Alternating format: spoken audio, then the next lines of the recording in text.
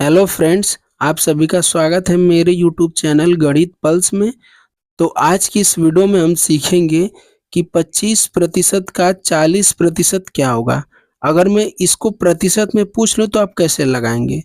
तो आपका दिमाग तो चकरिया जाएगा कि खुद ही प्रतिशत में दिया है और प्रतिशत में पूछ रहे हैं, कैसे हल होगा? तो मैं आपको एकदम स्टेप बाय स्टेप बताऊंगा कि आप भूलेंगे कभी नहीं। तो चलिए वीडियो को स्टार्ट करते हैं। आप स्किप करके देखिएगा मत, नहीं तो नहीं समझ में आएगा। चलिए मैं बताता हूँ आपको, ध्यान से देखिए।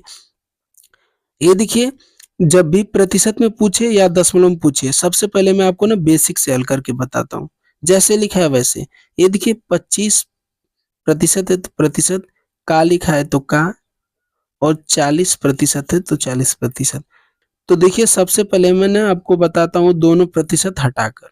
ध्यान से देखिए, ये देखिए 25 लिखा है, ये प्रतिशत है, प्रतिशत को हटाएंगे तो बटा में 100 लगाएंगे, इतना आपको पता है। का मतलब गुणा होता है मैथ में। और ये देखिए 40%, 40 और प्रतिशत को हटाएंगे तो बटा में 100 लगाएंगे। ठीक है, अब कटा दीजिए। ये देखिए 25 से कम 25, 25 चौका 100।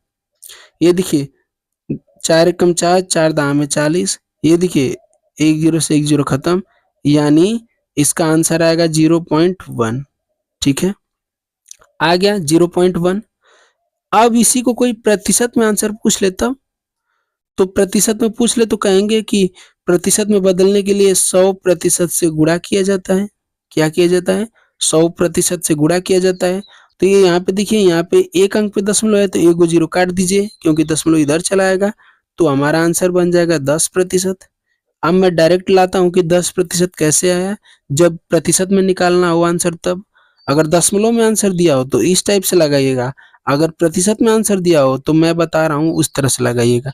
ये देखिए 25% है और 40% है, तो जब परसेंट में आंसर पूछे तो किसी एक का प्रतिशत हटा दीजिए। ये देखिए, ये यहाँ पे 25% है, तो प्रतिशत को हटा दूंगा तो बटा में 100 लगा दूंगा, और का मतलब गुणा। और ये देखिए 40% रहने दे रहा हूँ, किसी एक का प्रतिशत हटाना है। ये देखिए किसी एक का प्रतिशत हटाने के लिए क्या किया हूँ, देखिए 25% था तो प्रतिशत को हटा के बटा में 100 लगा दिया। 40% है तो मैं रहने दे रहा हूँ। ठीक है, जब प्रतिशत में आंसर पूछे तब। अब कटा दीजिए, 25 से कम 25, 25 चौका 100। 40 में जब 4 का भाग देंगे तो 10 आएगा, इसके साथ प्रतिशत है तो बताइए 10% नहीं आया। ये दोनों आंसर सेम सेम नहीं है, तो क्या लंपट पालने की जरूरत है कि 100% से गुणा करा दें। ठीक है, इसी तरह से नहीं हल कर देंगे डायरेक्ट।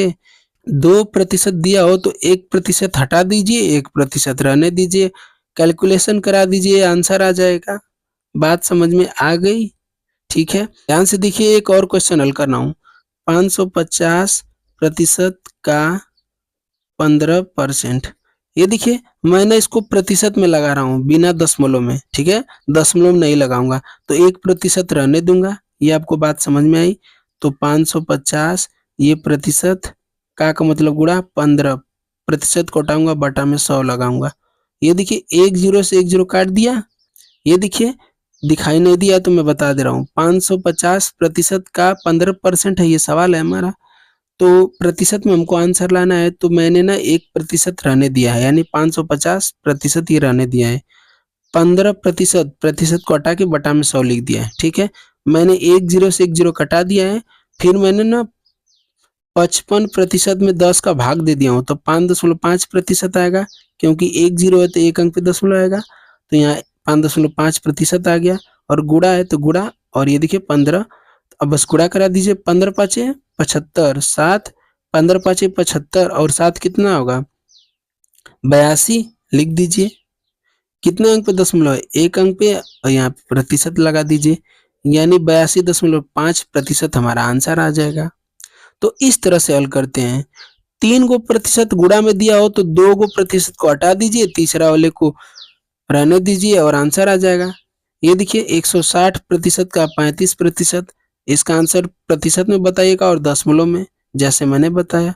280% का 18%, इसका भी आंसर दशमलव में और प्रतिशत दोनों में बताइएगा, जैसे मैंने बताया।